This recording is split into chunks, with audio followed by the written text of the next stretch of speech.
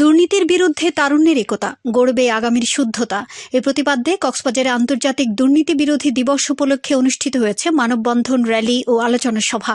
আজ জেলা প্রশাসন ও দুর্নীতি দমন কমিশন দুদক জেলা সমন্বিত কার্যালয়ের উদ্যোগে এসব অনুষ্ঠানের আয়োজন করা হয়। সকালে শহরের পাবলিক লাইব্রেরির শহীদ দৌলত ময়দানে জাতীয় সঙ্গীত পরিবেশন ও বেলুন উড়ানোর মধ্য দিয়ে কর্মসূচির আনুষ্ঠানিক উদ্বোধন করেন জেলা পুলিশ সুপার ANM সাজ্জুদুর রহমান।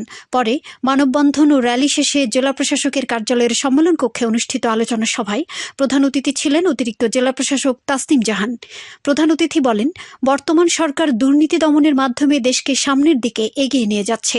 দুদক জেলা সমন্বিত কার্যালয়ের উপপরিচালক মোহাম্মদ মোস্তাফিজুর রহমানের সভাপতিত্বে এতে অতিরিক্ত পুলিশ সুপার নাজমুস সাকিব খান, সদর উপজেলা নির্বাহী কর্মকর্তা তানজিলা তাসনিম সহ সংশ্লিষ্টরা বক্তব্য রাখেন। সভায় বক্তারা সাধারণ জনগণের সম্পৃক্ততার মাধ্যমে সামাজিকভাবে দুর্নীতিকে প্রতিহত করার উপর জোর দেন।